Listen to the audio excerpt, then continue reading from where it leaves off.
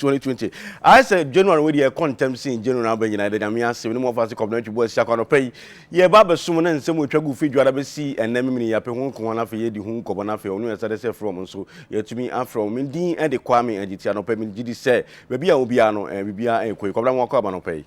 Yana you see now what you name saying I share so now the party and your better near Baby Din common and some with you rather be seeing that day and you cry you see show your presence you true do on come oh yes and what here oh winning come from the late to see the be Adekye na adawa faso be the word one you kubusa no be can say me bre enti no be say the crew woman says oh sorry now we need challenge be and say we want to be ase. Oh okay, there should be challenge now person we challenge if you abroad and na man ko nim kon kan ye na ma bi na so dem ko nim die so it was a challenge ne was a challenge ne ba see you go school you shape you and I think bet na P1 and the chance upon school who P1 no why so test. Life is like school, which I say. They say, be baby, you free munana, say, who and experiences. And to be sick, Papa no it me a bob or design bob man, like a shrine. Try no feel or try no feel. In fact, or feel 1,000 times. Yeah, you talk to thousands and one. And a year, man, but 1,000 failures in the year can once and 1,001. And a year in your can once. No, that's the one I can't.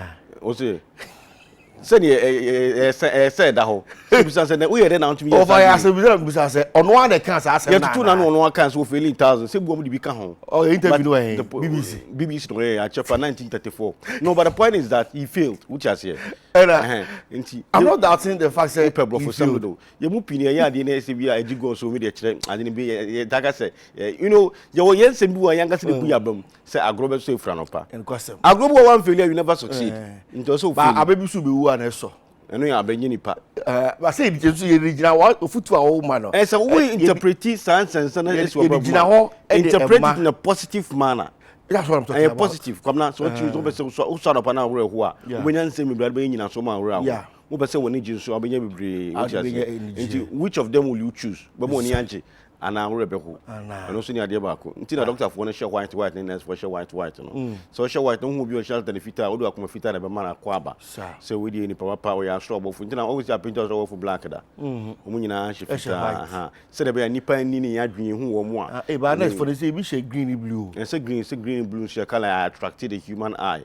And my nippons get say with you when in trim into sanity.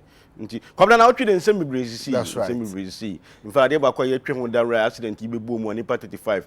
Yamin form cry and see draw for your born with the ruin can drive for and the safety precautions are banned. And the question is, yes, no driver and none of you free hospital and a police for them would say. Actually, don't pass the driver. Actually, it's uncle face the full regards of the law. No, and when you're sending some bandage, no news report to be bandage and in some left in line right there, say a bandage come. And but the point is that I see the farm outcome say, in fact, so passengers are almost surviving here. Okay. Any police report, preliminary report, are placed for to me a year. That's a crime soon will differ. But the point is that I know when we have accidents to China, and as Minister of Roads and Transport, which is no one say for the thinking of dualization of our roads. For National Safety Authority for any proposal say quite no, no, I can say it's come say say we don't abide by the rules and regulations governing our roads. People will continue to make calls whilst driving. People will drink whilst driving. See, I can't say if you drink, don't drink, don't drive. If you drive, don't drink. Acho. Yeah. Nothing new school. Private school.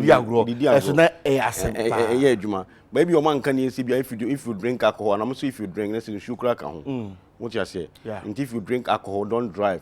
And if you're driving, please don't drink any alcohol. Yeah. You know, say shemukena.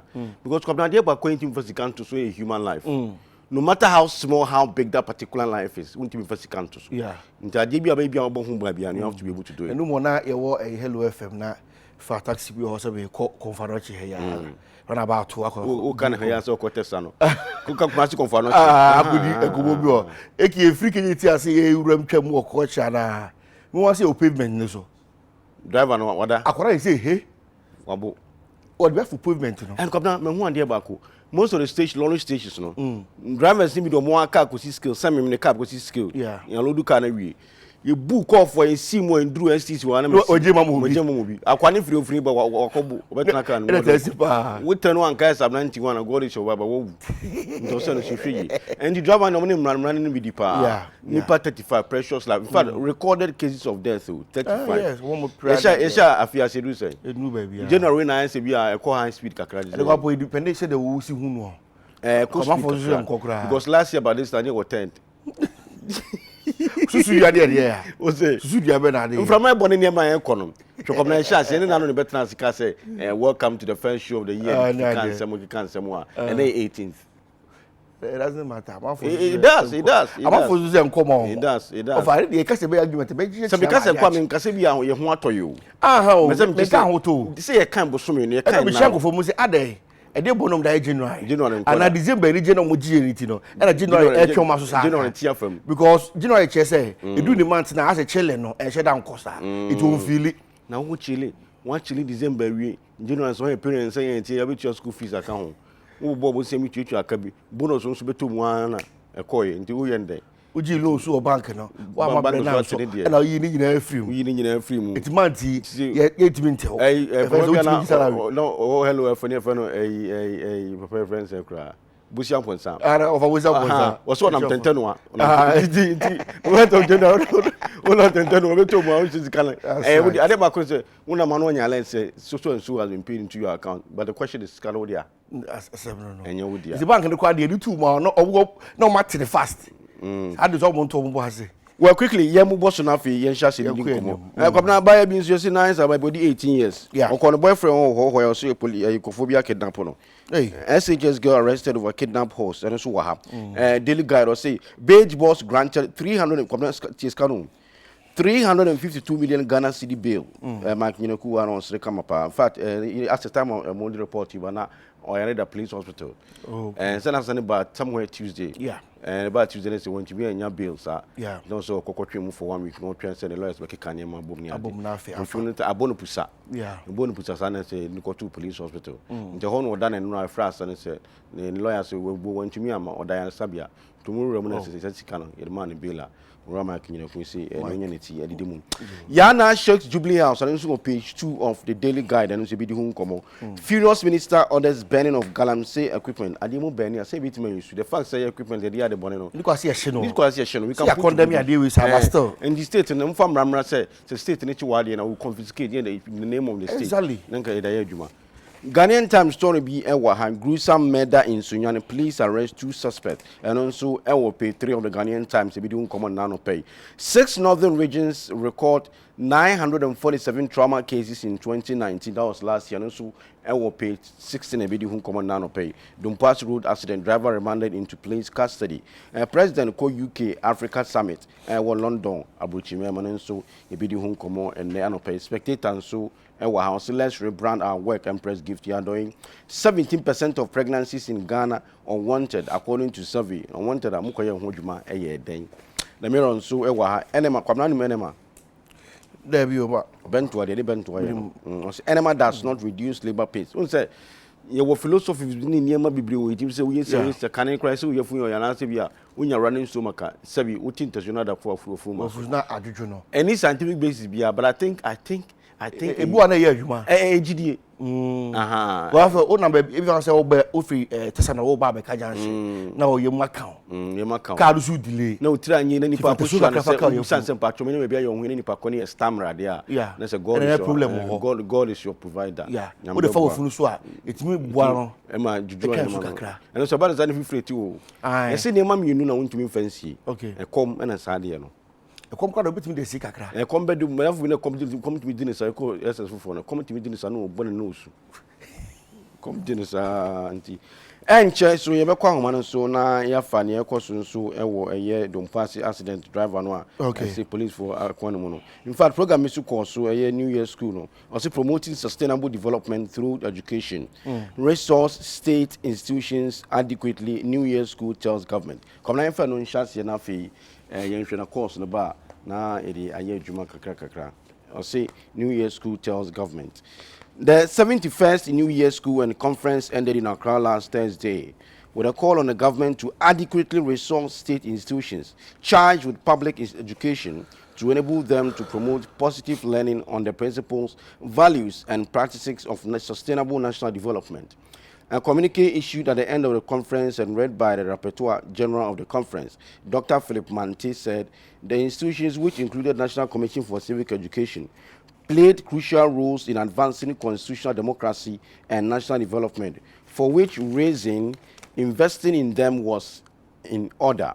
The 18-point communique issued by the participants said the educational curricula from the basic to the tertiary level should be updated to inculcate and promote core Ghanaian values in the public.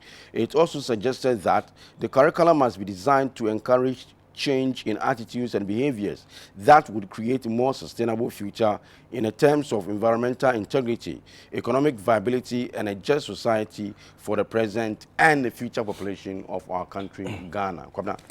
Yo, ebusia ye shase na e graphic ye de shase edi mu ano na wotwa Dr. Philip Mante foni e dia beto a soro aso no obehu eye abrante Mike Nnaku beige panino no nso ifoni e da ha na ye shase ase ha no na Emilia Eninabe e story na e de aba na watch say 71st New Year School and Conference and also akoda wi ye anoda ya wada ewo eye enkranse enso so enom eno na wochiremu ese ogina so na communicate enso aba eye abonten na openi Dr. Philip Mante na wochiremu ede atudwa a watch say 18-point communicate no amu issue ye no eno na watch say hu ebehia say o my educational curriculum no ebetumi ahwene ai sachare kakra enso so ewumum basic to tertiary no ehun ebehia update ne ekakra na etimi aboa se de be ya ebetimi ama eye o my Ghana ebetu empon wo adusua enso emum no na watch say curriculum ye kan wasem no aya na e design is ebetimi aboa na ebetimi asesa eye suban na se ne ya hodo anunti na omo HSS say no aka etimi update mu kakra aka ebetimi aboa enso graphic e de ehun sem e de aba ene anopegwa.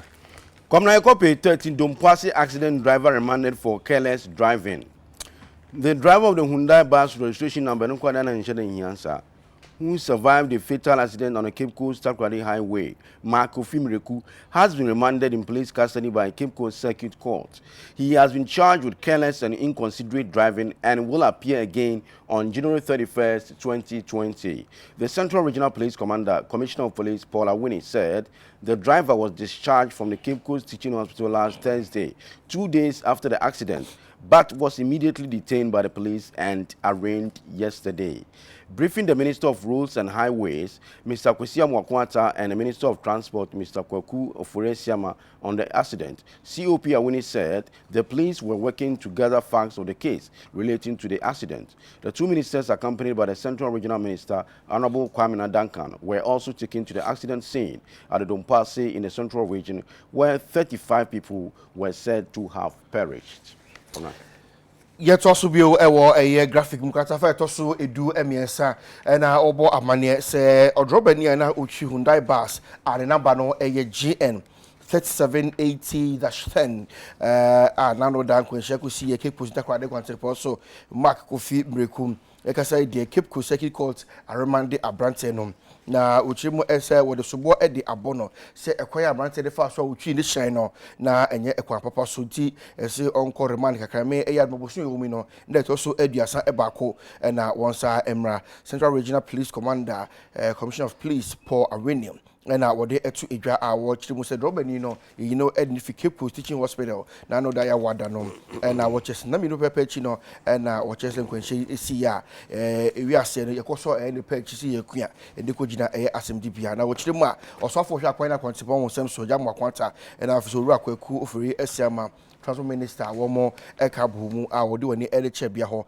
na COP na wode mu namu echeche omo di esi yegina no so chese eja Kwamina Danka enso ete echi ebia omuko accident scene ho Dompoase vifi montem wabra enipa aduasa ennan womo so ehwere womo enkwa womo hwe kwan befa so betimi abose de be ya sa enkwanhia no no ebe brase kra ewo oman ensusu emu ege Community ba commentaries I say almost all the accidents is here nipa do no film na esi anadwo sometimes say ekiana ebuwana no kwara some say na ebre ewum kwara su be almost street light ni so ebu ha road marking road marking enso so any ho so won to all ko bi le mu kra for kra so mere say driver say wan bo na wan mo na driver na wo bo in fact driver can qualify so be driver nyina nso anaju dia over try na kwamu da ho. Anyway, young Kwamano Sitting Nanaya Akwada, or executive director, Bureau of Public Safety, editing Command Pequine generally, as I did by bidding command and so from a Sibre, now to me, as you soon, Sunny Bay, Befaswa, with my Boman Sadi, and to us. Now I am watching more Cabano pay. Yeah, Major Summit, I will tear for me. A tear for so, Ejo, so. Nana, Afisha Pansu. I think come back to you. I think say now, penny for it me to an amoa, I will say you 2 in 9 sales, 2 years trauma, or be a waton. I think say now, a aquine, and Sanji, and be in a room, and Jim Moja, said, yeah, Echino, Afibiano. I think say now, Nyama be paying at Stona Queen. Papa, Nana, but generally, and now Casse, I feel say not quite mean and noom, and you nippon quamfrin in some. In fact, Bureau of Public Safety, when you come my general on accident is, you know, I had to move the share one to show almost, and I'm almost never said never. That's it. Me by research, you know, if you show more, yeah, I might be iron. Just a brave pino, a quenchia, this is a bar. Yeah, nipa from so and I often human error. So human error no. Good one the FN violations. Say be maybe to home say oh cashier say quan we never sell so I can. And so maybe no nipa bua sambra so and I'm not sure every emma at Trebia I can share be said to me see. Ye no free what. Yana your engineering just a quina casa quia is your fire quino in Kanye was so markings there was so any signage there was so at the same so the beer never say to me boa money and posebia keva or baby tree a keva annual din annual num into no so tubu now busa kevno. And so be ana ashensidia a mouse I want in the hot sepu hot brana to be an driver in Tiasia. And I say, Yatresa hay a new overtaking and so Quabrani Duva a while soon of force a quina de mamma and I was a oil overtaking now. A designer man near Tosumi and son. A quina a fasu edifice bra and I say she shy di gua queen efa ewo efa a shenkahu. Any kakwan sono sambra ni ehwe amana ye juma so obehwa after enya ba eboni e ka baby no a o mining nyina bosho ye shock ni ade no amampani ete interministerial committee na womo din semiensa ebegu ho womo say ye friend asambra ni ye friend the 3 E's. Education, enforcement, and engineering. And I'm so buying the Sekebi SCO over 300 million. SCO say, young friend to sign a monona, Niema Inya, I was saying, Yenye, Wafa, Besine, say, you timid to sa and a mona, me we. Say, you tun swa, that is a 1 month or so, am I. The son say, so share if numa ababe ya afibiara nipa ehwe wo nkwa ewo kwan so no esra na efro enutino ye kan say 2017-2018 ye the recommendations be ebetruga efa kwan ewo se yetu specifically where they are the broad say education, engineering, and enforcement. Specific recommendations are Ejipuho, your 2017-2018 report to Wadaroma, and your website GhanaSafety.com. Okohabu's recommendations, Emma 2019 first quarter, second quarter, third quarter 2019 report, and so yes, answer the to her. As I said, we share if it's a brand new banana, public safety and crime reporter, ye issue either periodically, half year, quarterly, annual, no. So we share the leading cause of accidental deaths in Ghana, road crashes. And we have given extensive attention to it. Yet this specific nema to ayenye GDS sa anamontuno senka abainu mekua yama wontumi etua wonka editoɔ ɛhyɛ wɔn ase afibiara sɛ wɔn mundi dwuma na enipe ekukuma na sɛ wu a ɛba wɔ yakwan so ɛso bɛtene senka wɔn hwɛ na wɔn tu asa anamona nka ene yɛgyina fa kwa yɛgyina in 2019 alone, we are talking over 2,000 deaths, equivalent to 10 Boeing 747s. If we will not be talking those numbers. Now, if recommendations, no, rather, no, assemble, we all start throwing in anything. Ingredients until we have a cocktail of solutions. You kaya hosa yengebia metitete. You say BBC and ya kwaya dual carriage. ABC yemfa street lights. ABC yemfa street signs. ABC yem quantity driver for. But yentini and every is a source of solutions. You see the solution to solve the way of to solving the road safety issues, no, a comprehensive matter. Say no, sorry, ekokase odi okoye dualization. Na woma drivers intitiye na police for entumi enye womo enforcement kwanya ewose womo ye no na umfa system kwanu. You have not put in place measures. I have my police for until woman juma kwanya and was say embarrassing woman. You will come back to square one. And then me no say I was telling one media house the state itself, we have set the police system up to collect bribes. And nothing womoje bribes and wafa. So you may anyway any police for you will not do anything different than the police is doing. As I say police ni echo so we boom raswa. He has only two choices. Either say obe free ni poster or one edwa koni station ako process for court. Say one kwa ntino obe na others abetwem. And I say, Obejimi Bribi Kakra to serve as a lesson to you. Say, Bumbrano.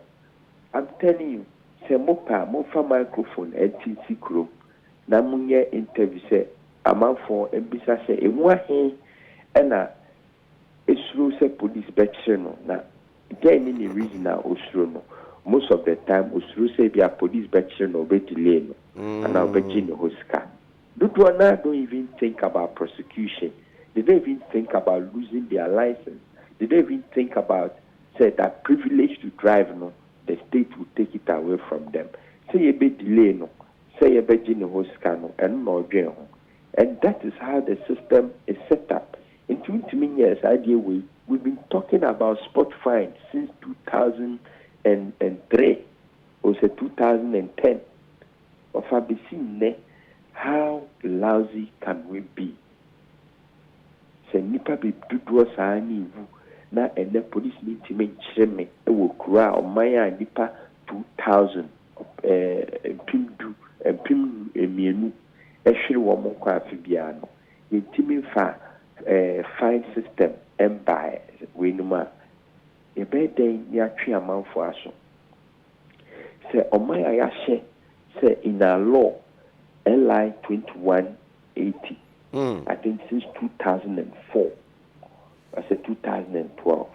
Yashe say afibia obi biara utwi high occupancy vehicle etwi ni padu yɛmfa yɛ akwa mu no afi bia na wɔ sɛ yɛma wɔn nteteyɛ na yɛ license wɔ mo sɛ this is it yɛma wo yɛntumi nyɛ saa deɛ no a ɛbɛyɛ dɛn yɛ improvement abraso the kind of integration any comprehensive approach a yɛhia no until say aban ebetu saa namon we will not see any improvement on our roads. Yeah, my Musa question you. We see any about anybody this year 5 years ago no. And a 3E program by in fact it was quite a program now so and nobody was able to come out to remind us say this is what you can see about to me and now squarely say blame na sa kwa ban say aban na nyina dwuma yi ana. But that's two things. Say program no anko so I don't know that for a fact because say me wu bibia e kire say yaye itu anamon bisa but it in some quarters say road safety authority some training nipa 13,000 drivers 13,000 afia betwemu kwei but as far as the figures of fatalities are concerned on the roads no it's not reflecting internet say training bang the one way in which area because you and fast one so the only way we measure the output and I say the effectiveness of SAR state agencies no is to reflect on the fatalities. Number 2 say mijina fakwa mijine eka say yemfa blame ni na ma ban na say bi wo ma e kire me ade wo school and as wo ma gusu kire me ade wo school no man show you now my man I don't know I did not honor them yenim say safety ba and safety aha ne aha na wo mo hwe na safety edimu say aban no anye na afamu die no driver for no so e wo se wo mo so ye hwe na wo mo yo ma afamu die no wo mo yeye o man ma e wo se nka ni ko na ye report to driver for no so mo ye say minim say uja ubi phone line say nipa he na etimi etukwan a ebi akwantu no driver na drive by heart ye drew barrier we see form akase police form on chip pay the driving the fikwa mu ban ye kra mo nche no mu ahe ma me kan sam nche about a month ago yeah, one of the project coordinators, akoye side job kakra ema abang somewhere in the hinterland. Or say car woman de koye no, drotra na omo fire. There's some 2 station Embrika, driving phone, overtaking phone.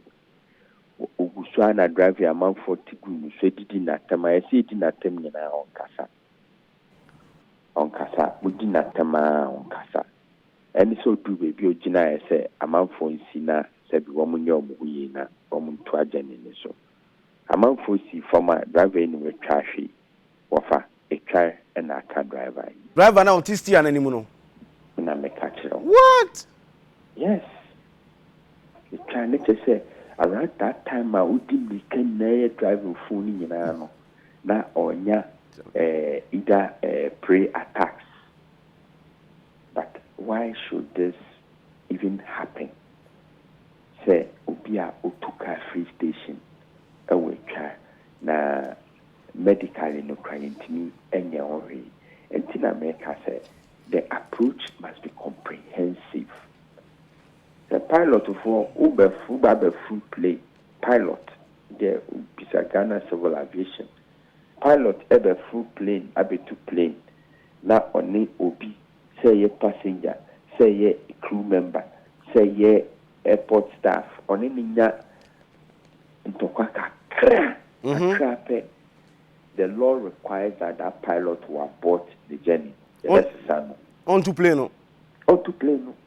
On to plane. The other me the grumpo catch the GCA boss send me say. Me plane be Twitter, me na ye plane be Twitter. Ma ko re pilot they did not I send them before. Na ye manu ko And you know, a baby the station phone station masters phone problems no, but yen koye nieja amani yen ye ho. Timiji say embra ewo ho ya detailing solutions no one by one in our various reports since 2017-2018 up to the third quarter of 2019. The Besha he preferred comprehensive than to soha and to soha. We know say tema motorway at the home is unsafe. Yaka wasem as far back as April 2019. Besim obian to one more. Yamin Pegu se BBC was acquired so the same people who were going to Kintampo, the same people who went to Cape Coast, the same people will be coming there. And therefore, we are not angry. We like it. About there are more media coverage, and a minister we alcohol, and a deputy we and a regional we and a. Yakika before I can say the attack on a vehicle. Near Saba better. And you know, we want to focus on the comprehensive solution Ayaka and then detail them out. Take the boxes. So we Fred Road Safety Authority Pisano say schools are here na mashisha to wa driver for betimiako Pisano, that is what the law says. We fair MTT define so almost say define system no, the spot fire system no. Say if na mudi do vendor na all this system number that na eba. We fair roads and highways are bisomu say afia you bring all the major highways are a conscientious no. Improvement na mudi abaswa ebema with specific offer Eastern Corridor specific. Maybe some they will know some year Juma number from education enforcement, engineering. Into saying, oh, no more some about to be no more. Yes, specific, and that's what we are calling on the media. Samunya research department, we can rely on us. That's what we exist for. On the back door, item by item. To call these state agencies and tick the boxes. Some training 13,000 drivers. What was the curriculum? Mofabe tuja, you said then I'm training one driver for no and I'm training one. Then we can begin to question. Say, my team accident prone roads, and then I'm for drivers and training. And some starting with zoning accident prone area. Drivers apply those areas and train them. Is that what happened? If that is what happened, then you will results now. Then we begin to delve deeper. If you announce you training 13,000 drivers who could La Paz and I wish drivers who train you. What problem have you solved in the last year? How many road crashes they see between La Paz and Awish? So we need to go deeper. Into driver 13,000 training omono, and if I need one more route omoko Cape Coast Takade, and also to fee Accra Lubo one. Then we know. And design me offer me besides those specific questions are necessary will be pouring water on stone. But I mean child here, the card of say about published 2019 Public Safety and Crime Report. Now, Enra and a letters, stakeholder engagement letters, APA. If you are one, you bet you bet 2 women, not quite any TPR, so you Bible to drag. You have to train sign crowd, or my audience are the Eberton, the Bible catcher, or my audience who swat, the Bible catcher. As I say, yet 2 and the editor they must be accountable to the citizenry. Then the question mark says, why is it the state still sit on concern? I don't get it because people are dying, and talking about the state, it's about the people. Yo, your friend is saying, a term may be a patrol didn't the same view. Kwame. Okay, Kwame. A third be a radio so casano, a very tricky kakra. And I want us to progress as say yentimi kase they are unconcerned. If you are not, they are concerned, but they are concerned in the wrong direction. Because I keep asking the question, say, in your analysis, no, just say police chill or two options. Either solve process or not work or court, and answer what kind of down will be found. So if the police is firmly in charge, that's all year.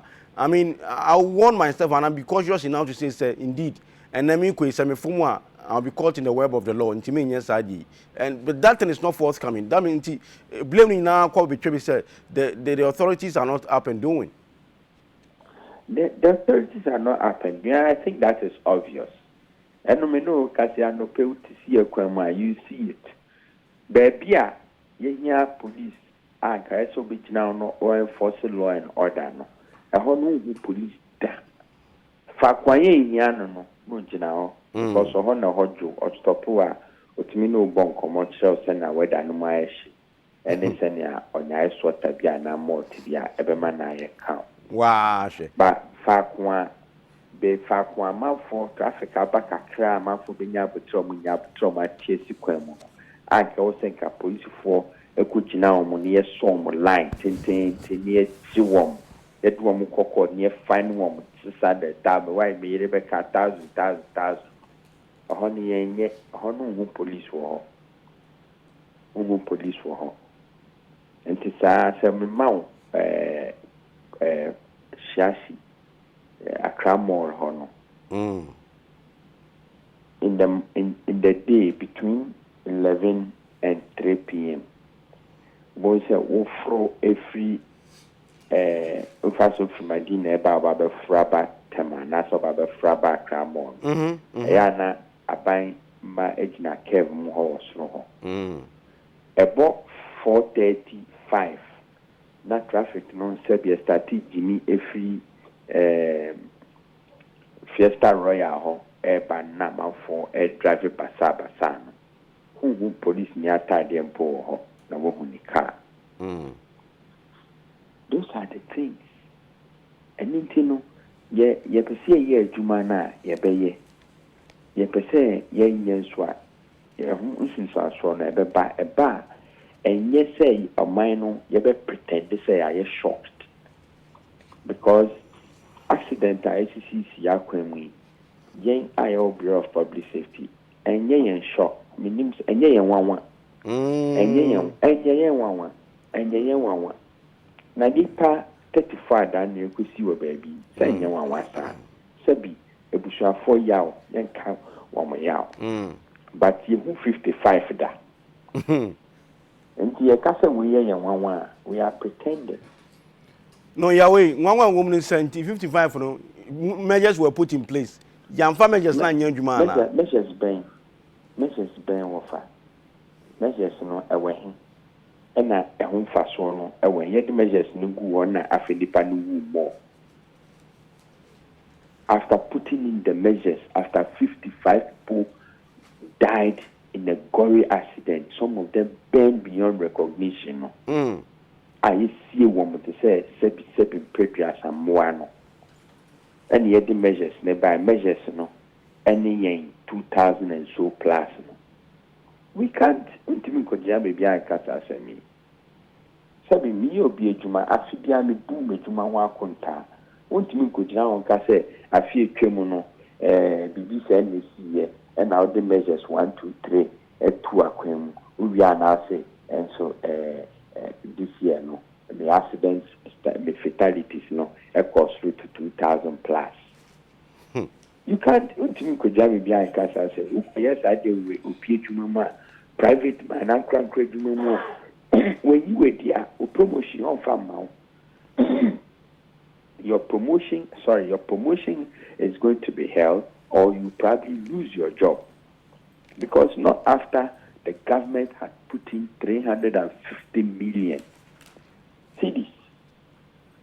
Now about Bejina said me the nipa 2,000 plus the nipa we I think almost in data I feel that na between. Really? Anyway, now yamfa this specific question don't pass with regards to past accident no. Yaremani driver into police custody Usu say no, but that yes, and punitive enough, you know, for say in future be a driver will be very careful because of course who don't pass no, you could driver even though he survive, you could chill ma, and then farm now kwanso. No, that's it. Me say a producer at the kind catch Bureau of Public Safety. Oh yes, yes.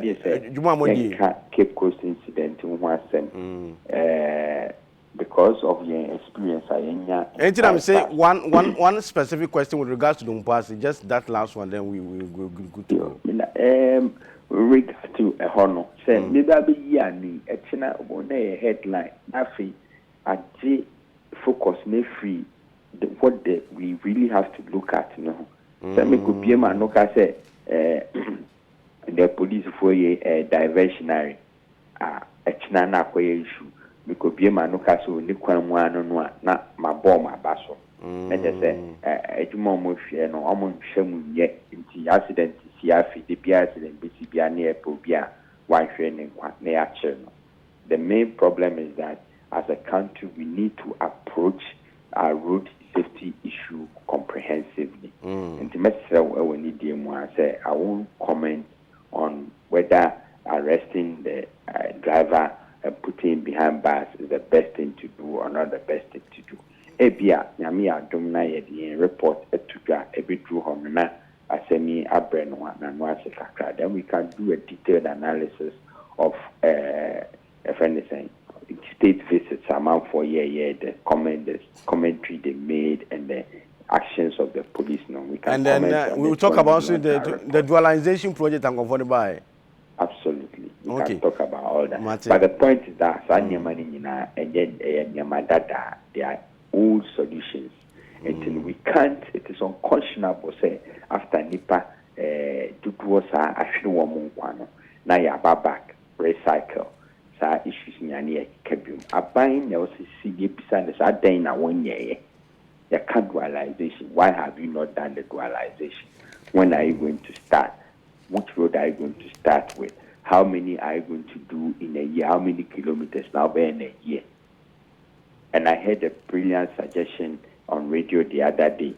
Say in the face of all this, yet a national policy development program policy but say about biawuba in your tenure and now every year you need to dualize X kilometers of road into and found so free as or cancelling of licensure exams.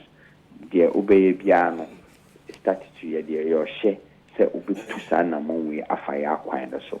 Until New Year we never got cancel teacher for exams. And every year, I don't know, a party policy. We need to be angry enough to begin to demand Sanyame every abaho. But dualization is just one of the solutions. It's not all. If you dualize all our roads, not driver for driving or sebi, womunim and necessary quite will be a queen so mugo sanity. So dualizing roads. Na driver Libya and him say the privilege to drive the ability to drive on their roads is a privilege on mine and a demand one. Then yes when you see can tow car and teaching or so drive you will still kill people. Amanamai in the West to drive is a privilege. A quenya a buying pa or mount. And yes, I said when you see can tow car and change that or say my license not driving. And two good drive back now boom that's back and son.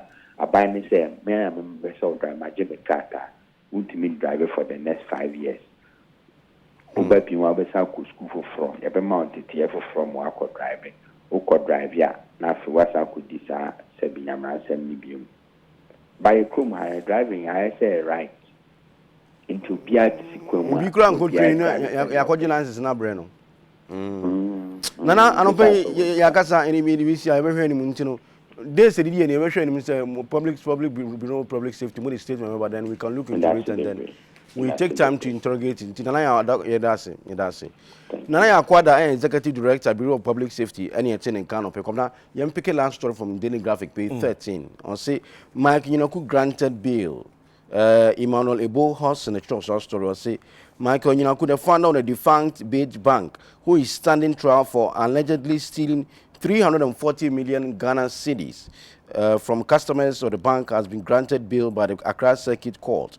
He was admitted to bail yesterday in the sum of 342 million Ghana cedis with 2 sureties by the court, presided over by Justice Emmanuel Esando, a justice of the High Court with additional responsibility as a Circuit Court judge. As part of the bail conditions, the sureties must be public officials who earn not less than 2,000 Ghana cedis, while Nyinaku must also deposit his passport at the court registry and report to the police every Monday and Wednesday. Come on. Right, I was saying, also the na graphic mo and the air back at a fan. Tosu edu emi Sam and watch say Abrante Mike Nyinaku founder the Beige Bank name binding is atuso. Is the original emrenim 340 million Ghana cedis and say Abrante no area. You know, and I watch say Accra Circuit Court ama Abrante ni bill. You know, and random which mo say Wabra Court it's not say no Justice Emmanuel Esando, Justice El High Court, and watch say say no. The be any say Abrante no bill na the man condition ni be say or the indipa bi ebeba one more aketua any less than 2,000 Ghana cedi. So the umbijinemu na Abrante is adding the passport esa ede eba. There were 2 nafi edwada any ukwadabia ho no wako kire court na eno so notimi abo say the be ya asem no mbetimi edi ni ye eno so graphic edi aba. Okay, quick one back page ewo graphic when you share that amos so story a ehu ye papa story be o say we do ni ekire eye Odan River Forester eno ewo Amanse Central Asante Mountain mo say there o say galamsey no koso papa egofo 2 be 16,000 hectare forest and on bo edi evremu na adwuma jai no e de gina so e ma owura kwaku asoma cheme onuafo etu anamon ne pendifo ko ho bodura eye forest ni mu kwame to say eti forest pa na ye bodura mo yetu galamsey sanom owura mu kokko ase honom and your ko hu chamfan ni ade twa picture kra graphic edi ba e back page na ubon say honorable edi na sigalon so sa we huri agina fidie bi so waso afidie ni bi mu pia bi ahwefom they say enye adekuma ne buo and o say muntwaja ntum mo hye machines ni bi ni ade and o mko mu excavators chamfan ne je say 84 storage tanks and so e wo ho and watch no and na o mo HSAK o mo ko deep pa ba bi enua akese yisi no and o mo twetwa ne nyina agu fom we wuram kofom etu from agudie na ewo ho and watch no and I was actually say wa bra honorable operation no almost a take chamfa nsu bi wo baabi in the course of operation na mu no forest nim so what to so din a obeti se chamfa ensu ewo ho it according to report of say na ebi so say koso wa chichi baabi ba uhu omo operation no koso de den pa na ti asem bi openi Redford Chum damwa ono na Fresh Commission da no ewo ho na wo chechemu de ache minister sem omo hu se gofo bi tu January ye wura mu ya no operation akoso gidigidi pa be 2 weeks ago na de tie ne se omo timi se ense bia emu eduro etani pa bi achi eti ama eno wana ye dine e de asane kan ayekana sa kwamna mo wi nko Daily Guide page 2 SHS girl arrested over kidnap her saving such a woman who funi koso dancing from the street and a police command in the statement about Stephen Searcher. Steve Machion. Yes, Kwame. Now, Boko, dear. Kwame, I'm going to go to the Swiss. You don't have to fish upon so. I think I'm going to Kwame. Now, I buy and why right, and I'm going to catch him out. What, Kwame? I have seen it. I buy an million and yes, a month for kidnapping. Now, so I put the phone to Shimuno, and we say, on one person now, what question him now? They will be a month for a kidnapping. And then I'm some you didn't quit the court to a assembly. Now, Stephen, Naira and one a woman here first say, Naira one a woman here, so what you mean? What company and say, I can tell you a friend Esther Bodua over 18 years. Now, over TI Amas Secondary School and war Formana and war a dancing North District. That was Antimanta Mimo. And if you did go your and Koba said, or it to 2 guys. You didn't have power on anything. Mammy, ya, Bodua. I no walk cry and say, oh, Dayasi. I no ben from now. Mama yes o mani nko. Then I get teaching me awokoye. I get teaching free order ya se ho. E copy mu hohoi and no voter waiting. O copy no offer phone. Aka share na opose. No ba kumasi no du kumasi no nipa mi ensa bi. A kidnapping no. Am obet na kwese e da bia yen tin wie yim. Am en nam so am a chese da bia en ye omofan anopa wie ne nwesa bi. Omofa ai paracetamol no. En dia wo fo no empes kama no meje no. En dia wo puti asem we get your voice recording. Ana wo fo no de kwata na inform police. Ti former police fo hu je yes no ayenyan because best na wo twimienu na keteje hu obi a wo hye. Ana mo so bo ana de kwata Asante Regional Police Command no. En dia sakwa me asem na kwaye asem.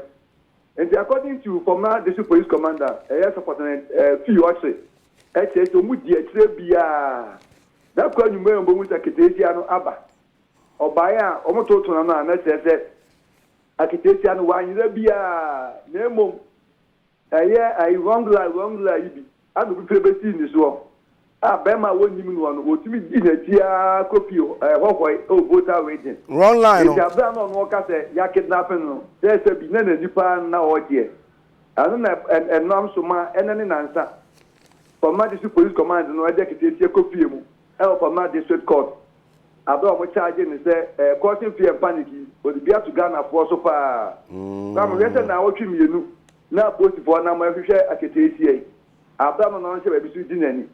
Na mo mame a wotena adwam no mame no piem no kire se tena ketesie won fie du nwotwe na aka bosome enan na watwa ne final exams e wo secondary school tin no o ma ne de nsa e hye klata ase de kan se bond eno se to wonim no yes ade ni biom a ye de batum abosome mako miensa nansa ne aketesie de mi de nsa sha bond ase e wo former district court Secretary and Kwame Obujaya, Wanyira, Nemo Mitabi, Jamaica Kobo, and what they have to Ghana for also about Tibaka, ya kidnapping.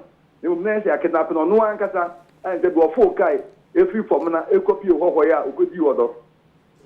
And see, was I born as only to which train call Biomana own to call one of would be one more born team a castman in the crib. There was any boy court war. On one casa pacho, there was said Ghana for or supposed for son awful. Said, oh, I am carbonism. Never no officer, oh, who can be of us, I'll bet my baby. And you know what pattern can say, ya kidnapping, no to be our and now baby and open Yanashi. It was not born, said one chance to enter Ghana for you. And you will transfer young Panin Tumbos answer. Steven, you've been dancing. Come now, and then what's up with some for so no. Coming to that, do there. Say was sign born of good behavior. So next time, when next one paid with them 3 months. Who could you also kidnap you? China super papa. China so Kakra fan on cross police station could do as any this out. Oh, Yana Sheikh's Jubilee House. The chiefs and people of Dagbon, led by King Yana Abubakar Muhammad II, visited President Nana Dango at the presidency on Thursday in Accra. It was first time in history that a Dagbon king visited a president at the seat of the government. The visit came on the heels of the restoration of peace after 2 decades of chieftaincy dispute. The traditional pomp and pageantry of Dagbon and its culture were in full display when the king arrived at the Jubilee House on horseback. The drummers and the praise singers displayed their skills. The accompanying entourage, including the Yona, previously the Kambugu Yana, and the Mion Lala, who was the Bolin Nana, both grandson of the Yana, was perfect way of telling the world that finally peace has finally returned to the Dagbon traditional area. Also present were the Bupe Wura, Abulai Janapo II, who represented the Yagbon Wura, the overlord of the Mampurugu traditional area, Nairi Na Bohagu Abulai Muhammad Shiga, and the Drabenhine Nana Otu Srebo II, also representing the Asantino Tumfo on 32 the second. Yo, ebusia na no da ya wada se de eto manim no na ya na ene ne mpanifo edioni edeche Jubilee House ekọ eye omampani abudani enasom ene ebehwe amamre ene amane se de edi ahim no na enye adekuma ne yina ne se we no se de kosibu ni beka no historic visit na omo ekọ ye ene dom na edi ya na Abubakar Mahama otosumi no echi na omo ekọ eye Jubilee House ni yina ne se wabra asundwe ebaye no na empanifo wo se otu anamo na wo de eba eye omapani na som na oba ebeche omani so na manamo otu ye ni empanifo ahodo se de be betimi aboa na ikabunu bekoso a atena hodom no na oba ni gyan ni pani chese eni gi eba Jubilee House no nya enye adekuma empanifo bebri na wo mo eba biem bupe wura Abdullah Jina Porto Sumino oba bi afesu na yere Buhagu Abdullah also eba ye esa omodos na otu serebo ayefo bebri na omoba ebetachi emadwumede nyina no ebeye krabehwe no sunu daily guide e de ho sem e de aba na no pe wa kwamna si ya chinkonfo bo Eastern region okay na kromanfo no se politifo no chinkofo na no ya moyo ne eni nyo njo mo ko chano mo sane na ma nti ya mo na maka grofi twamfo ni kakra cha Michael Machiu ya buru minia na tisen oh nyame tia so bibia eboko wo ye na wo si kroni refer nsen kroni refer ma 44 na ufi okakwadwope na wadu ho no ho na asemisi ye mile 44 ai nkwansi aduanan ai wo ye eba ne sen ye adehye ne omanfo omo wo okakwadwo ekọ ma 44 onso mo kwa na omunya ne tia himachen be no mienu ebremu se momro na omo wiaye yo chaso mo bobena nti papa ba ko de o se ni phone so no bi text ne say ye akwamukafo atwake yeso eti ntempa na mranche no mo ho no eja okada ibi na omudidi omudwuma e wo sampotem ho nti na we ya wafeni nia na we atu okada na we atu omo ko ho no ma adwadifo a omo ekodwa e wo eye nkrakan ene ne keke ka ho no na komkafa ko tracho mo so agye mo sam sika nyina from after komkafa no to share state land and as a state farmer e ben ho no hwi ni sunti e ho ye nwura aye kwaye omanfo do nipa ensia wo so se omo ya Robert no omo drum ho egu sa state farm no mo koye e ho na kroma no se da bi ene kwan bia so da bia sa akomkafa na se nkofo mo so se omo ye Robert no omo faaye no omo bi obachi na before mbabe renwre ni mudi omo hatu ngwe makohwehwe sanko fom susu omo ya Robert no yikwasa mo agye defo ne kire said omo ne ba de omo wie bi papa ebi sika tese ebi niema wa wu ni sika no ye di bia post sechi grabafo ni mema na wo kaadi mo no obi ani ho a se bi onya no totrotro ma omo bo obo pa eyie ma ebi ekọ ayarsa bia nkrakan clinic na afen's go fodua Emma, they are treated and discharged. Ya show mo na ya me jom kwa mo ko esan say enye bibia ye jom to eyiye. Enti na mebu e wo machi no, o machi ho agunguram. Kwansin na teso mo sako so emrante benu nsem na say o mpachi. Na wabra ye ni eye deputy Eastern Regional Police PRO kasa yera Sergeant Francis Gomado no. Ojitum say no kwese bibisa SC e wo adukromu eko eye so menya kwan no so ufi kokodia nkrakan ekwa na kuro na medical dia to just say yefe no ma 44 ufi okakwadwope na chese udu ho na ba befo eye de poso ho no na ukwa edukrom no enokre na posifo nse so emrante ben no epaati ebomo police for sem a omugusu ye hwehwem na bibinti anka omo mpese ombe prom ho dia tuja esan say omo susu so omo ye dipensia emu mienu na posifo anase mabu na ewo ho no ense so ta omumu se omuka akwamukafo no ehum na omudo omu ban nkrakan ho no ene ye police post e ko nse da anya din bebre na mabu esan eba police station wo se so mabu omunkrofo ni egedifo no mayo mmobo no posifo nja sa mranche benu ni mo no mo ntrom bibi kakra bi wo ho no mo de o ye ntrom bibi kakra ne de na wani tia danka posifo ebom humuso eja sa mranche beni ma kru memu ane se wo nso mumu na omofo mu kwa anka nya asem ketwa send the nipa ne dom eba police station obi aba be hwe sam nante na omo susu se omo di se djuma no no kwasam na enyemre ma eyin kwakan police fo but omo frɛ Kofodia police for central police station owura agama ene chief inspector Beneza sechi mu edi anim August Mboache mu ka ho no mo call ikwakan ho na tefam kwotese nante bani krampo no omo tese na enyemre mo ena tipa omdo pie Kofodia Galloway police headquarters ho de ho ye memem nti membu na mo call police station so ye mbakwaje nante bani no abom no ma chrom bibi kakra no no muntumi emba ho enti eno na ntempa no endra na no chief inspector of police Sergeant Francis Gomado ono kasama police fa ewo eprimante ma chese omdom kudina court krampo ma he anama me mesi Adekye krampo etnedwem ema waka show mo say bom kwahwa banku kumu kakra na omonye hwehwem esanse na pressure ba ho no enya asemketoa na omohwe mo a saa mante omudi sadwuma no omusu anase omuhwe mo se na omutie na omususu se omuye fulanifo se bi omu ka na ntwe ni bi na akodi sadwuma no na no mukura etu ene sekan ne ade eno nso omugusu hwehwe mu se tetu no omode ko omuso no tetu no ewanyifa na omu independent omususu se ebi mu na omajan no na asanyema ekrom esanse omu ayam hu omu no na sekan na ekrom a omu hyede ni tu anase bibi foforo eka sekan a na hyehyɛ omu hu no eti Sergeant Francis Gomado abona no ba se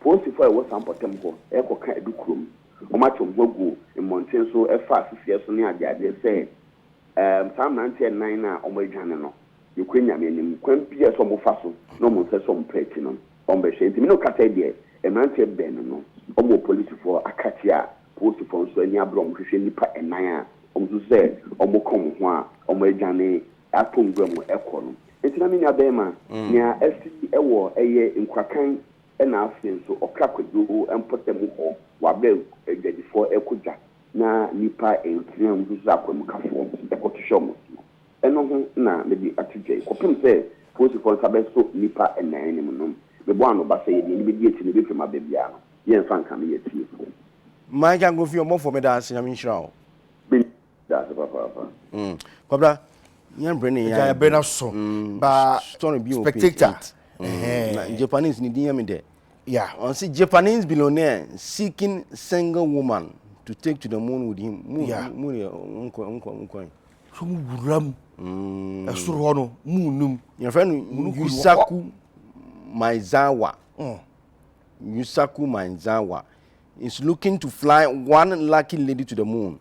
According to a Forbes report, Maizawa paid SpaceX an undisclosed amount of money for a trip around the moon in 2023, that's a 3 years time, and says he now wants single women to apply to fly on the mission with him. Aquano plans.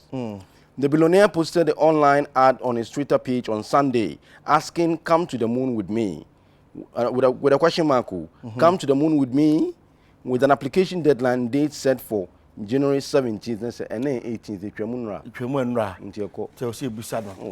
Oh, that's too bad for. Okay, I think someone for apply. It was a quite kind of Bafrinia, a Openibia, Udisika to Prada, Japan, or Free Japan Memum, Yusa Kumazawa, Sika Ukura, Sika Bon, what Telekankai. Now, or Chesa Uhia, a buyer. And the age now, or the MI, or say a buyer or a single, and you are hooked, just like 20 years of age. Fisher Edunum, Naka or no out to a aku moon. On pair or bar, the baby I say no, not washing the pyjamas, or Gina Hono, now Uko fa camera, Edda be video no, on Pesa Manibia, and Mawanoki can some on Pesa Manibi, or pair or bar, or can I know to we're ready to cooperate with everything because moon now mokono, and now good in hope. Now, if I be your phone.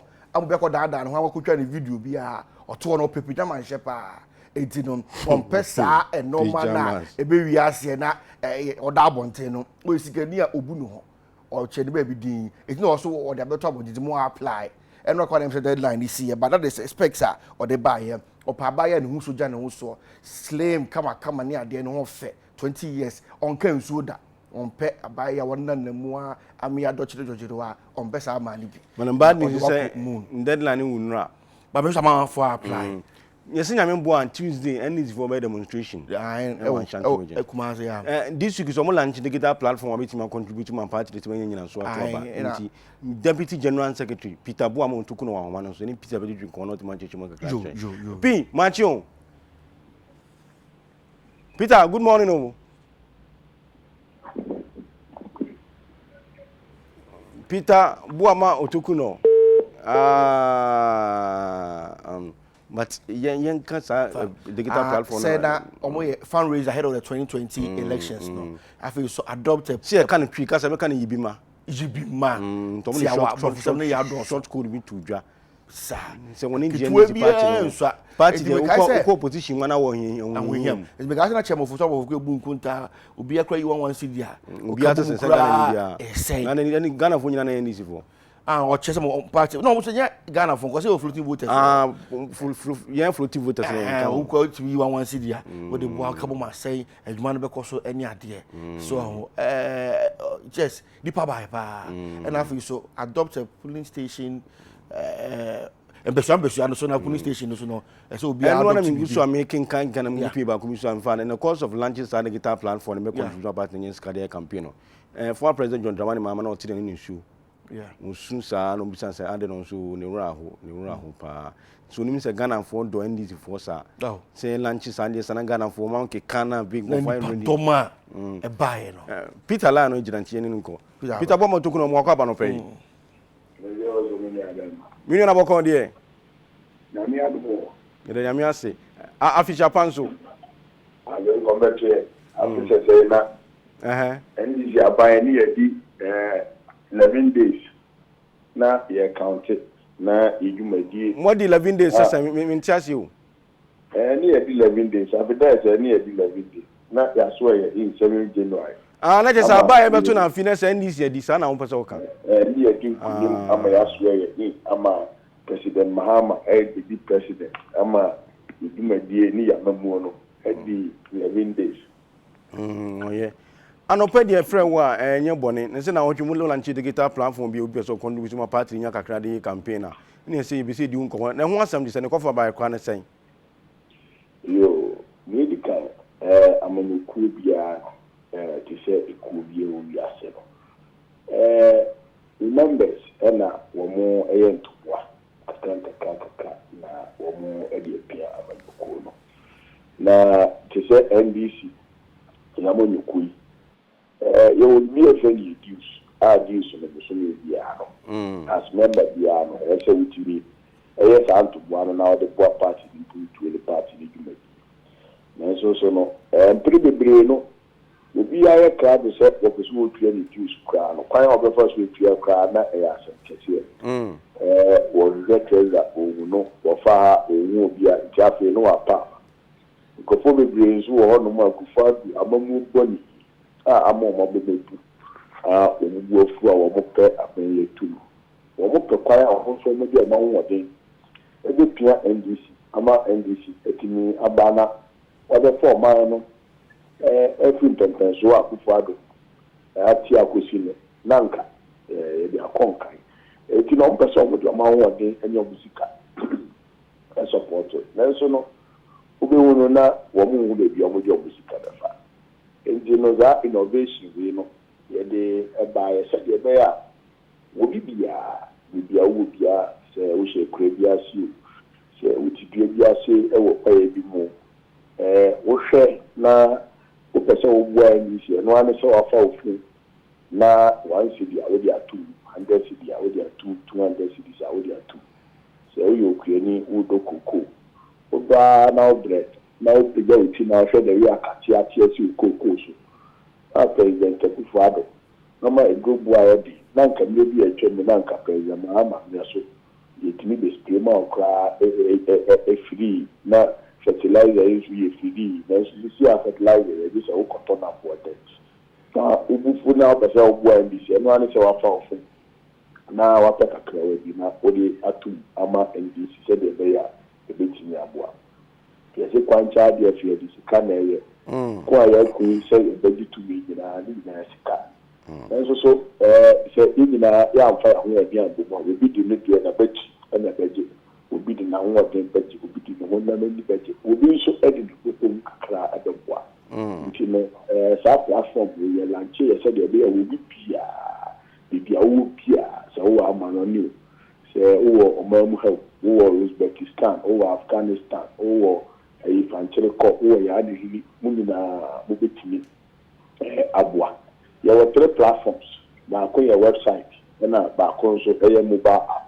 Mobile app, say, oh, Android, iOS, yeah, I use Apple, yeah. And also, I call poster now, I call Ghana-NDC. And also, I call Android, so now I type Ghana-NDC. Now I download the application. I download the application now. So I'm on here. And also, Ghana Hana to use credit card. And also to use bank card. And also, bank accounts now the ability to be my NDC. And one I said, what follow prompt to donation, what you should donation, and now what you should use. So okay, so we are normal use now 1 city. Over to me several months in advance. So open so you donation and any 1 city and then the limit be answer the limit. Will be to me a be open at the Ama party no at the Afua you my dear so at the Aboy Chidom. So they be a President Manama. A bit to me I am the campaign na campaign na kosuna nkunimdi abeye dia. Na free na me to do this I launch a platform. I'm out for the three. And now womo ebomode se womo edi omo bejima womo so omo pia party me. Ebi kayen nwa. Kyerese wo hwe ebi mu awon kekane ebi krafu omo bobre na edumedi awudi ansa na omo support na very interesting. Na over Kaya and not a general mosquito can be said. And people who are very disappointed, our who are them come ministers. For most of them, a bit near donate towards said now. MPP ministers, no. MPP ministers will be very disappointed. Whether Peter, I mean, website, specifically Ghana web. Sir, former President Mahama do not seem to be Mukasa Sadano. On see most of the MPP ministers are useless. What you can be, sir? But you can be, sir. And when joining President Mahama, or Kasa will be useless. I will be reading. But the point, the training the MPP ministers in the party, born on my bomb. But you say only useless trasa. But when you papa, when guys are playing Mama, I can't straight say only useless. But one instance, dear, that can be Mamba, which you say indeed, you're working when you're so much. Oh, send coming to MPP ministers, Omuti, we are. Any committee, in fact, President Nankasana, when ministers, President Tieu. President now, this way to Obama no. Papa. Oh, how? And can it we are. And come back now also, we expose you. If you do propaganda, the exchange rate to expose you, then as a food. You see, I don't want to expose you. You see, Dr. Bayobiana, Wakati committee of 50 people are almost say, one will restore confidence in the city. Now, restore confidence in the city. I think that is not what the committee is supposed to do. You see, I mean, here, Dr. Bayobiana saying here, you're restoring confidence in him, not the city. If it's all cool, no matter the big cool, they are sure that Dr. Bayobiana mobile the credibility because when you have to have a man, so you're economist, to be the economic management team. One 2017, we also. I see the one the economic management, or been the one economic management. Economic management, and when you, and then I see the Atia, I see the animal Guasiama, just a OBFE. And a buying Casa Omutiu, in fact, so far agriculture, in the minister, and the performance, and in some more Kaikane and Procom Bichama, a budget, You see 800 million people farmers. Meanwhile, among the population is 30 million. So I'm engage 800 billion farmers. Actually, clearly said there is not a government that you can rely on. A government can contemplate and brabally to we. I do create almost no kumwa. You know, another say there's a mama. The year with next this one, and they say or emphasize our point. But the story now can be a match. But there's the mama. Emphasize our connection. The can you maybe very significant for your campaign, which I said. So Quina na yasa abesum mano na yasa de ye niswadi una yasa sie na bi o man company so bi ana yiti ni nkoso ba be kan afọ dia no the Muhammad ni mani bi ku akwem na ni di campaign di akotrepa am ye so so kai pan say social university yesi ewo Ghana fele na first na ni 10 weeks ye bo modern to which bia be nya public university. And thanks to NDC, then yes, you make it MPP near back. MPP near back, free time on what that is about to force as a political party from UP days, NDC, and then woman to me see less back. Now, yes, a country so we found where now, we should make the half here. And university crowd was so many. Peter, and Sassan will repair Brenna Bas quickly. Yes, and one way setting the record straight, you may do command something on 170. Until I make out new regions in Siama, we see the science and technology. Now, and since your ship, a friend, a moment of truth. Now, maybe some yes, new register yamping now and into the yamping demonstrations over commerce. Another day, you see Abu School Park, Abu School Park, post office, post office school park. Now, you share your children, I see your from where the move to get here, I will be double park. Now, yeah, and now, and then to this will recognize. Now, shall month for Anki now, should the year month for the food was I register we want.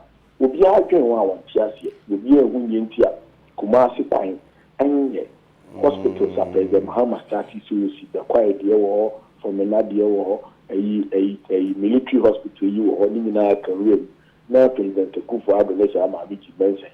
A day of my game, so we say almost $1 billion Ghana city. I will register when here. Register one Casa CSA when you're crouching. It's a month for every phone, a month for your dear or moody. And then a dear motor, I am talk any business and could you know what chirapa. And a month for every service phone. Assume say, to Sabia. Now, buying near this, what you know, what you know, what to mean. No, that's I remember one Tuesday demonstration on a Tuesday demonstration in Basel.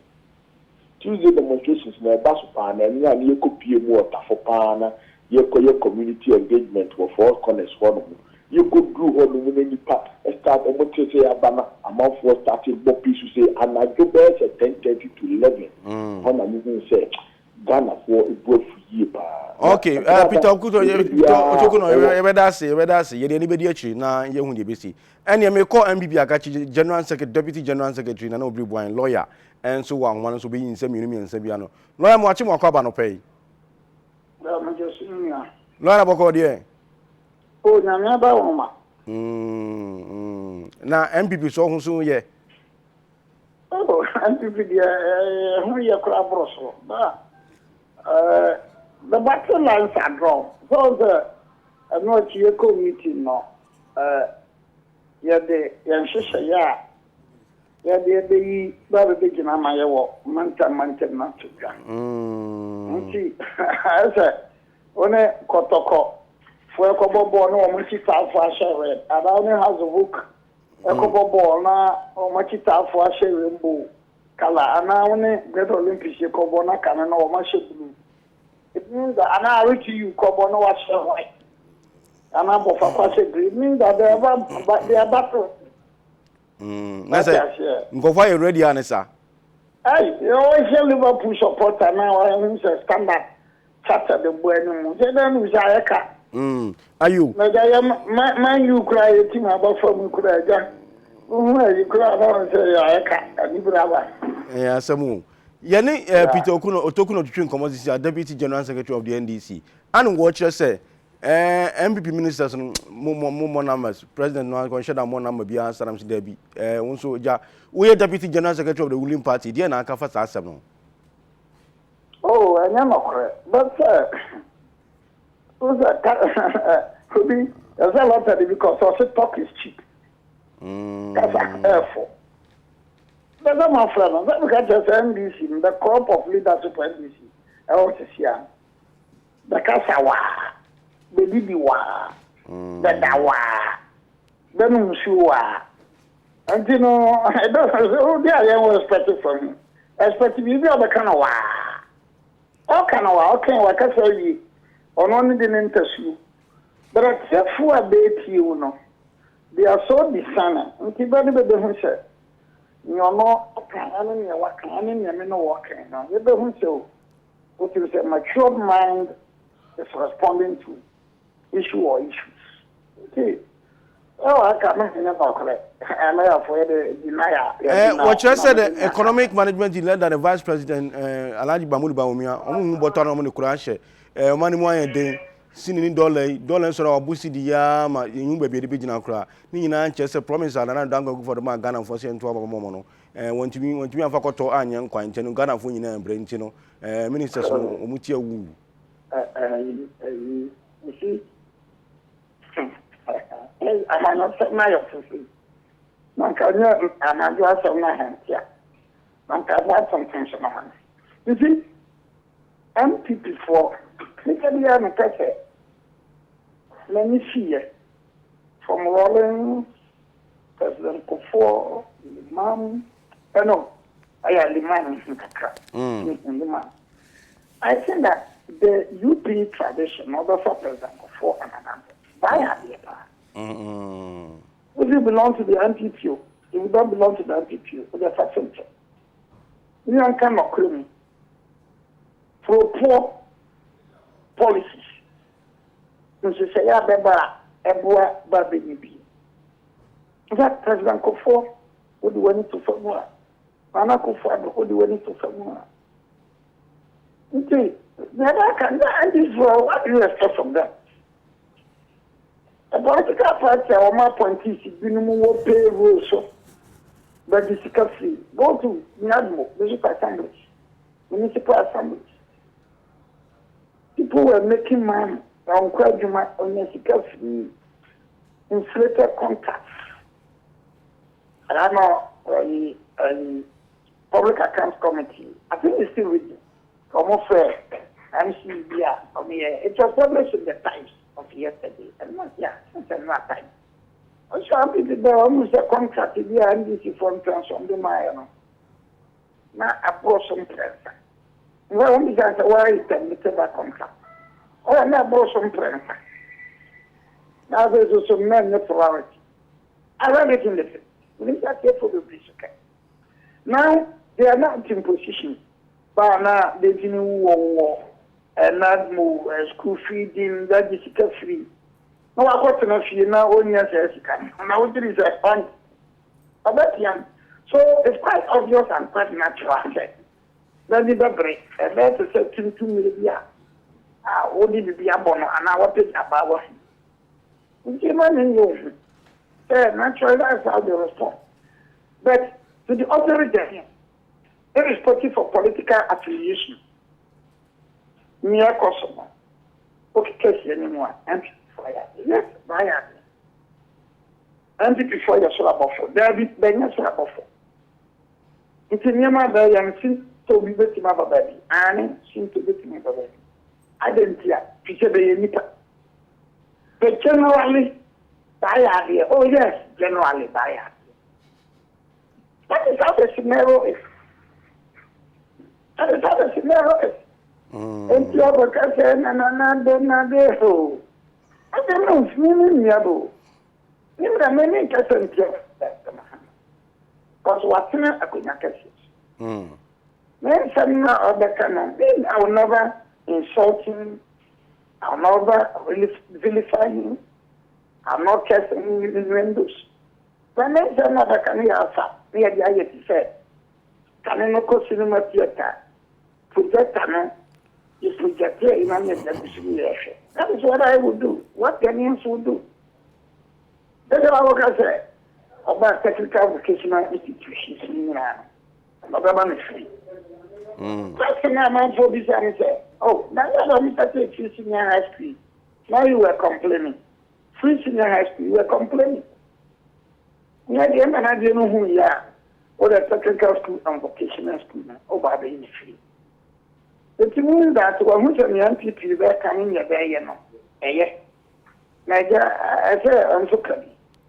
If you had started it, initially say, oh, MPP for the free senior high school about Baya.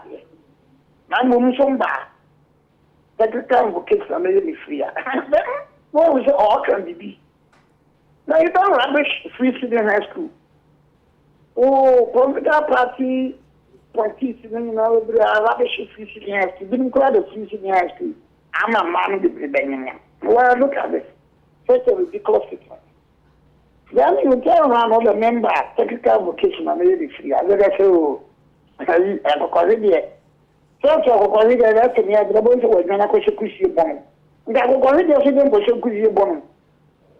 And so, that's in the other now. So, that is how I look at so the Mahama, the comments, and the slogan.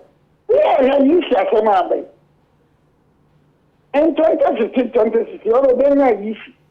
It is an autonomous. They are not one taking decision. And then here, and you are the off tangent. Off tangent. You are legally and constitutionally, it is the same issue. It is no kind of 2015. Now you are right. No kind of 2015. No, no, correct. So you look at Article 45A of Ghana's Constitution. It's very easy. That has the constitution, the legal mandate to compile register. And you can say, so, former president, because your case are not correct. The party for the better thing and say Rihanna. But I don't think that for the sake of politics, for the sake of we should be cheapening ourselves and selling our integrity. And that is why I've been very consistent in the politics of this country.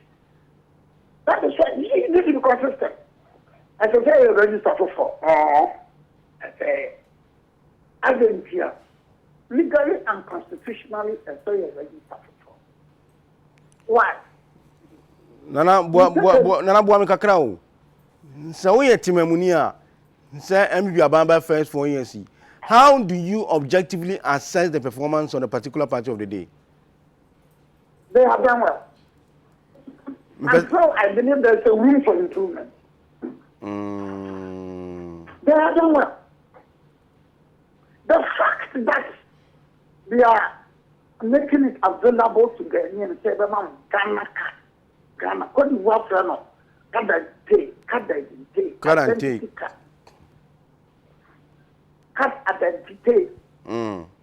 So yeah, friendship, I don't know, cut identity. Oh, when your friendship, I can't guarantee. The fact that it's a big improvement and a big plus for government and a big plus because in Africa, now, because we are 70-71.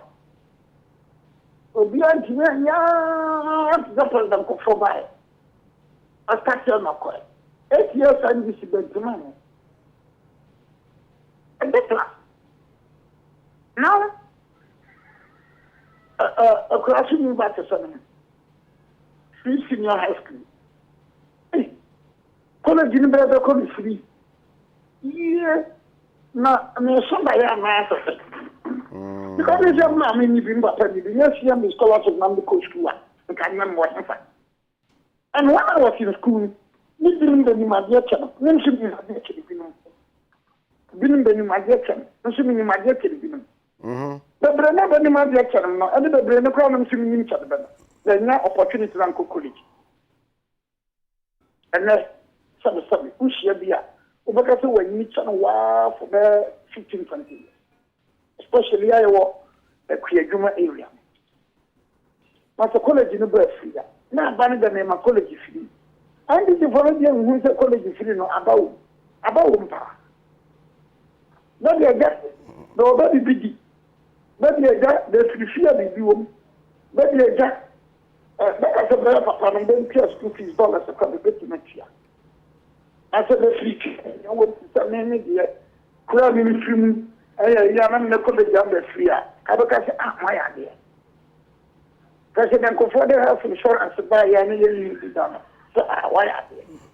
So the history of this country, what I like it or not. You don't need a political clairvoyant to tell you that every time you have a damn Kwabuja group in power, money coming. You don't need a political clairvoyant to tell you that. And here, a student of politics is rather cultural. From 1972, from 2000, 2008, from 2017 to today. Now, President Muhammad, Mr. General Tukono was talking about ministers. Do you vote Namadu? No. The Constitution of Ghana, they are drawn in 1992. You be very uncoy.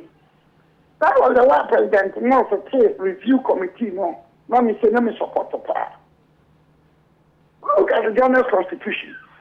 I'm a regional minister, region crown, who's appointed Minister for Education, Minister for Agriculture, Minister for Trade, regional. And now you are 16 regions. Nana, what do you have, Brent? What are my needs? I have a brand I was on a home common.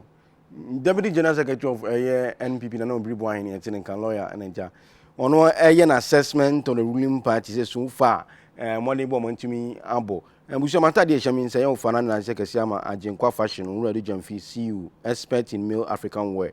Or Malam, or Ben, Shaw filling station, Cassiana, or Malam, no. The numbers need 0560 602 002, 0560 602 002, and 0246 061500, 0246 061500.